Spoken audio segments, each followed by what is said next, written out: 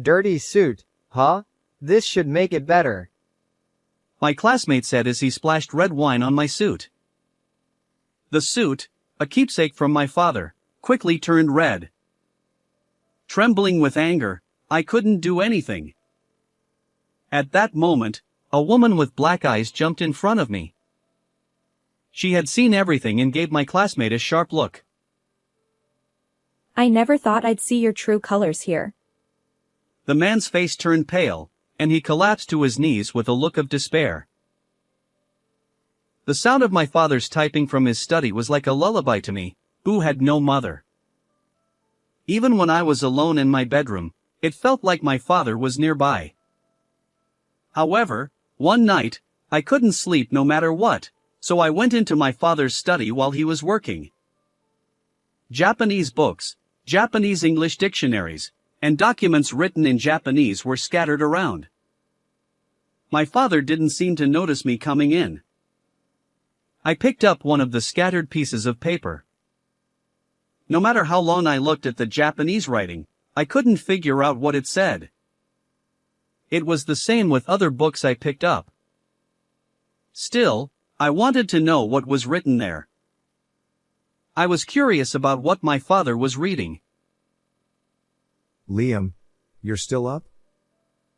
My father said, noticing me. Yeah, I couldn't sleep. I replied, picking up the book with the coolest spine that was at my feet. Hey Dad, what's written in this book? My father smiled gently. Do you want to learn Japanese too, Liam? When I nodded, he smiled even more happily. That was my fondest memory with my father. He raised me on his own and gave me many things, one of which was the Japanese language. I had always struggled with studying since elementary school, and that hadn't changed even now that I was in middle school. But Japanese, which my father taught me, was different.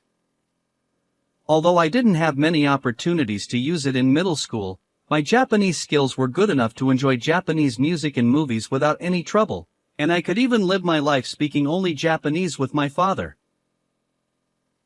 One day, on my way home from school, I met a girl. She seemed a bit younger than me, probably still in elementary school. She had black hair and black eyes, and it was clear she was Asian. She looked troubled and was trying to talk to people passing by, but the adults around her would quickly walk away as soon as they saw her. I couldn't just pass by her when she looked like she was about to cry. So, I decided to speak to her in Japanese. What's wrong? I asked in Japanese. She looked a bit surprised that a middle schooler was speaking to her in Japanese, but then she responded in Japanese. I got separated from my mom and dad. I want to go back to this address, but we just moved here, so I don't know the way.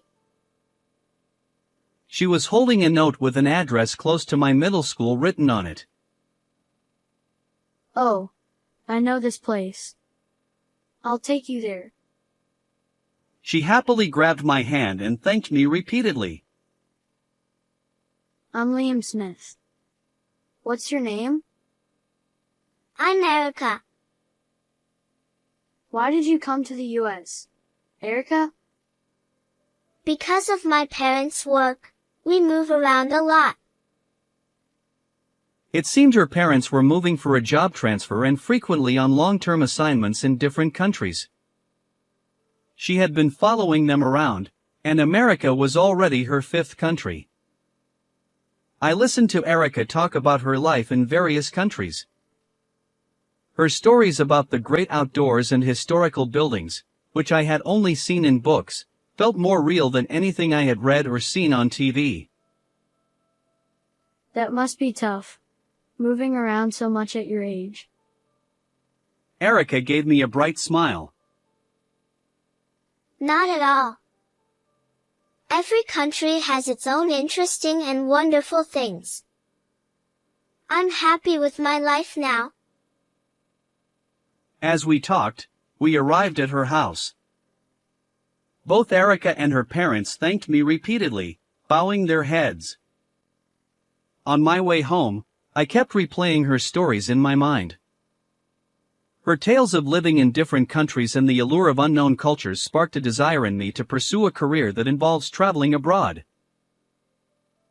A few years later, after graduating from high school, I got a job at a travel agency. Due to family circumstances, I couldn't travel abroad as I wished, so I chose this job to help others experience the joy of traveling overseas. Also, dreaming about foreign countries was the only thing I could pour my passion into, as I was not good at studying. Work, as expected, was challenging. At first, I didn't understand much and was constantly scolded by my seniors. I struggled to properly guide customers, and there were many hardships. However, after a few more years on the job, I got used to it and saved up some money. I started thinking about traveling abroad myself. It was around that time that my father passed away. Having raised me on his own, my father had pushed himself too hard. Over the years, his body visibly thinned, and his healthy complexion gradually faded. Even after I got a job and became independent, my father continued to work without showing any weakness. His overwork likely took its toll. My father had given me many things, including the ability to speak Japanese, when I was young. This time, he left me with one more thing, an old-fashioned suit. Though worn, it was meticulously cared for, with no holes or frays. Despite its age, it symbolized my father's unwavering dedication to his work. When I found the suit while sorting through his belongings, I decided to keep it as a memento. I resolved to wear it during important moments in my life from then on. Years passed since my father's death. Before I knew it, I was 30 years old, about the same age my father was when I first became interested in Japanese. At the travel agency where I worked, I had risen to a decent position and had subordinates. I wondered if I had become the kind of man who could wear my father's suit with pride. Just as I started thinking that way, a letter arrived in my mailbox. It was from a high school classmate, informing me of an upcoming reunion. Despite my struggles with studying, I had fond memories of high school. Even as a child, I would stay out late playing with friends, trying not to worry my busy father. There were a few friends I was eager to see again. I marked my attendance and looked forward to the reunion day. On the day of the reunion, I pondered what to wear. In the end, I decided to wear my best outfit, my father's keepsake suit. The venue was already bustling, and everyone still had traces of their high school selves. Having started working right after graduating high school, I rarely had the chance to chat and drink with people my age. I was excited to join the circle of my old friends. Liam, is that you? I heard a voice from behind and turned around. A man in an expensive-looking navy suit with an obnoxiously flashy gold watch was looking at me, swirling red wine in his glass. It was Michael. He wasn't a friend. In fact, he was a guy who always picked on me in high school. For example, he knew I was terrible at everything except Japanese, and when test results were returned, he would come to my seat with his high-scoring paper and say, "Hey Liam, what did you get?" Without waiting for my answer, he would snatch my paper and loudly announce my near-failing score to the whole class. Yet, when it came to returning Japanese test results, where I excelled, he wouldn't move an inch from his seat. I also remember gym class. During a soccer lesson, when Michael was on the opposing team, he would pretend to pass the ball to his teammates but deliberately hit me with it multiple times. Even when the teacher finally reprimanded him, Michael showed no remorse and just gave me a spiteful grin, which was a humiliating memory. The strangest thing about Michael's behavior in high school was that I had no idea why he targeted me. I wondered if I had somehow hurt him, but apart from the incidents I mentioned, I had almost no interaction with him. I thought his attitude might have softened at the reunion, but that wasn't the case. Still got that pathetic look on your face, huh? You look like a dumb, poor loser. Michael said, running his hand through his hair and flaunting his obnoxiously flashy gold watch. I had heard that Michael's father was the president of a hotel chain with locations all over the United States. In high school, he used to brag about how he would take over his father's company and become the president. Another annoying rich man looking down on the common folk. I tried to keep my emotions in check and handle Michael calmly. "What's up, Michael? That's quite a way to greet someone you haven't seen in a while." What's wrong with calling a poor person poor? He sneered. "Why do you think I'm poor?" I asked, getting a bit defensive. He laughed through his nose. Because you're wearing that old, shabby suit. He said, pointing at the suit I was wearing. It was my father's keepsake suit, something incredibly precious to me, but to someone who didn't know its significance, it probably looked old and worn. Enough about the suit. Stop picking on me already, I said, trying to walk away. But Michael persistently blocked my path. And doesn't that suit smell like it's soaked in mold and dust from a poor house? He added. By then, a small crowd had gathered around us. Our classmates, who had been listening to our exchange, were now focused on the two of us. Michael grabbed the collar of my suit and pretended to sniff it. "Stop it.